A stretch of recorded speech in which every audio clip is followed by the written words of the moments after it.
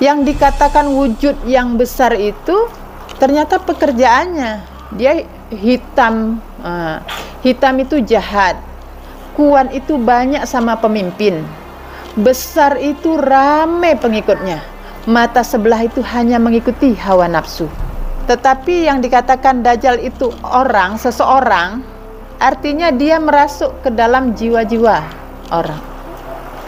Dia sudah merasuki manusia sekarang ini, sehingga manusia banyak pertengkaran, permusuhan, ingin harta banyak, sehingga sikut sana sikut sini. Ini kehancuran sudah terjadi di mana-mana, kehancuran. Kalau kita tidak sadar bahwa Dajjal itu sudah turun, nah inilah orang yang terkena fitnah. Baiklah, Ibu jelaskan tanda-tanda akhir zaman, tanda-tanda kiamat ya. Itu misalnya matahari keluar dari barat. Apabila matahari keluar dari barat, tidak diterima tobat seseorang. Jadi kalau kita membacanya atau mengartikannya secara muhkamat, secara apa yang tertulis, maka itu akan terbayang oleh kita ketika matahari keluar dari barat itu, semua sudah tidak diterima tobat.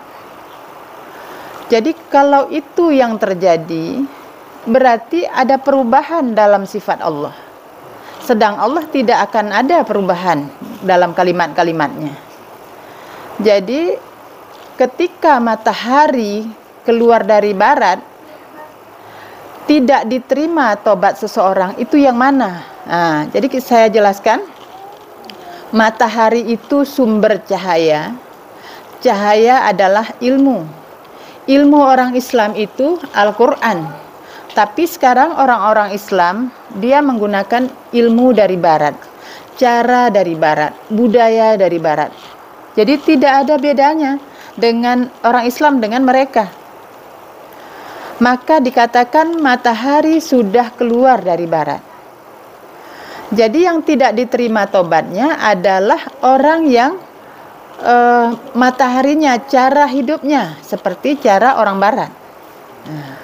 Sedangkan orang yang bertobat, dia tetap diterima tobat karena Allah Maha penerima tobat. Allah Maha adil. Tidak mungkin disamaratakan orang yang berdosa dengan orang yang berbuat baik. Ya, orang yang bertobat dengan orang yang berbuat salah. Nah, ini pahamnya harus jelas begini. Ini jelas ya. Kemudian iya, bukan, kalau mataharinya keluar dari sana semua terus tidak diterima tobat, ya mana keadilan Allah? Nah, jadi sama rata semua orang jadinya. Nah, kemudian tanda yang lain, Dajjal. Dajjal itu dibayangkan dulu hitam, besar, kuat, mata sebelah. Ya. Jadi kalau betisnya di laut yang dalam itu di laut yang dalam itu sebetis Dajjal. Coba kita bayangkan kalau ada makhluk yang seperti ini, ya, berarti makanannya kan banyak. Kita dimakan habis. Mana lagi ujian? Nah, jadi wujud yang begitu itu tidak nampak karena Dajjal itu adalah iblis. Dajjal itu dari iblis. Tetapi yang dikatakan Dajjal itu orang, seseorang, artinya dia merasuk ke dalam jiwa-jiwa orang. Dia sudah merasuki manusia sekarang ini, sehingga manusia banyak pertengkaran, permusuhan, ingin harta banyak, sehingga sikut sana sikut sini. Ini kehancuran sudah terjadi di mana-mana, kehancuran. Keluarga dengan sesamanya sudah saling bermasalah. Ini sudah terjadi banyak kasus perceraian, kasus pembunuhan dan sebagainya. Ini buktinya adalah Dajjal itu sudah bekerja. Kalau kita tidak sadar bahwa Dajjal itu sudah turun, nah inilah orang yang terkena fitnah. Makanya fitnah Dajjal itu dari zaman dahulu sudah diwanti-wanti oleh para nabi, oleh orang-orang berilmu, alim ulama dulu. Itu jauh hari sebelumnya sudah dikasih tahu, supaya ketika terjadi itu kita bisa sadar. Tapi ternyata tidak bisa, kebanyakan orang tidak sadar karena apa? Tidak nampak. Yang dikatakan wujud yang besar itu ternyata pekerjaannya dia hitam. Hitam itu jahat, kuan itu banyak sama pemimpin, besar itu ramai pengikutnya, mata sebelah itu hanya mengikuti hawa nafsu. Jadi ini sudah terjadi, ini jelas ya. Dan tidak dipungkiri, mana dia. Jadi kalau iblis biasa, iblis yang biasa itu begitu kita tahu hukum, dia pergi. Tapi iblis Dajjal ini kita sudah tahu hukum, tapi tetap menetap di sini. Bagaimana caranya untuk menghadapinya adalah dengan ilmu Nabi Isa. Jadi yang membunuh Dajjal adalah Nabi Isa. Jadi untuk membunuh yang masuk dalam pribadi-pribadi kita itu dengan ilmunya Nabi Isa, yaitu Al-Quran yang dipahami, yang disadarkan dalam jiwa, itulah ilmu Nabi Isa. Paham ya? Kalau yang Dajjal besarnya itu yang membunuhnya Nabi Isa. Tapi kita apa lihat? Jangan kita bayangkan datang Nabi Isa, ada Dajjal, wah kita nonton Power Rangers gitu kan. Ini enggak ada. Coba kalau ada yang seperti itu, berarti ada di satu tempat, hanya satu orang aja yang nonton, yang lihatnya. Ya kan? Sedangkan umat Islam ini, umat manusia ini seluruh dunia. Kalau dibuat yang seperti itu, berarti satu daerah saja yang melihatnya. Nah, tapi ini makanya sekarang ini ilmu kita masa ini masa hakikat. Jadi harus dipahami dengan tamsil. Maksudnya ketika Nabi Isa turun itu di waktu subuh. Subuh itu kan menjelang fajar. Fajar itu udah ada cahaya. Nah, di saat itulah Nabi Isa turun. Nah, di saat akan terjadi kemenangan. Nah, ya. Oh, lahir Imam Sudah lahir, sudah bekerja, cuman kita nggak sadar. Ya, jadi 100 tahun yang keluar Mujahid. ya, Mujahid itu juga Imam Mahdi. Jadi nanti yang detailnya khusus lagi. Ya'juj Ma'juj itu dia kan, kalau tadi Dajjal dia lebih keras, dia merasa menggunakan akal kita, rasa kita dipakai seolah-olah kita. Kalau Ya'juj Ma'juj itu dia hampir sama, karena memang iblis kan kayak gitu dia. Tapi dia berada dari turun dari tempat yang tinggi. Nah, itu di Al-Quran kan dibilang turun dari tempat yang tinggi. Jadi dia akan menggunakan kedudukan kita. Kalau seorang istri, dia akan mengatakan harusnya aku seorang istri dikasih nafkah yang cukup, dikasih fasilitas, di apalah, itu menuntut hak. Anak begitu juga. Harusnya aku seorang anak dikasih fasilitas, dibimbing, disekolahkan ini itu. Suami begitu juga. Jadi sifat Ya'juj Ma'juj itu begitu, menuntut hak. Kenapa ini tamsilan? Karena ilmu dunia udah canggih. Kita kan pakai handphone, mau ngomong kemana aja udah gampang. Mau cerita sama teman di mana aja mudah.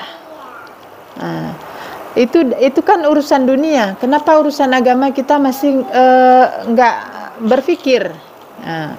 Jadi ibaratnya kalau tentang dunia ilmunya udah canggih, udah sampai superjet udah ada kan, tinggi. Ilmu agama kita kendaraannya baru kendaraan jalan kaki, apa namanya, naik sepeda Honda, kan nggak sesuai, nggak seimbang. Sedangkan yang Allah suruh adalah keseimbangan. Makanya siapa yang ilmu dunianya dia sudah sampai dengan penelitian, maka ilmu agamanya juga harus dengan penelitian. Nah, mana contoh ilmu agama dengan penelitian?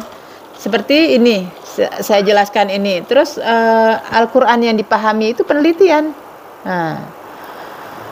Kalau kita sarjana, tapi cuman tahu baca seperti anak SD baca, cuman tahu syariatnya aja, kan nggak sesuai nih. Kalau sesuatu yang tidak seimbang, maka ini akan terguncang, jatuh. Jatuhnya mana? Ke neraka. Ya, paham ini ya? Seperti ini. Pada akhir jam itu perbandingan laki-laki dengan perempuan itu 1:50. Ya. Coba kalau kita berpikir yang seperti itu, maka kita nggak akan mendapatkannya sampai dengan kiamat terjadi. Karena apa? Bukan fisiknya. Jadi bukan fisiknya, tapi jiwanya. Jiwa laki-laki banyak yang mati. Mati karena apa? Kekeringan. Jadi contoh, untuk cari penghidupan aja laki-laki lebih sulit di zaman ini. Ini akibat pekerjaan Fir'aun sekarang. Ya, itu salah satu juga pekerjaannya. Jadi banyak laki-laki yang dalam hal agama yang sekarang banyak bergerak, perempuan kan di mana-mana. Nah, ini kondisi. Jadi kalau misalnya suami kita kondisinya seperti kurang paham ataupun tentang agama, ya dimaklumi. Ini yang Allah pasangkan. Kalau dia misalnya lebih, ini juga rahmat dari Allah, disyukuri. Ya. Jadi tidak banyak. Makanya di pengajian di mana-mana itu yang lebih banyak kaum perempuan. Tapi pengikut Dajjal juga banyak perempuan.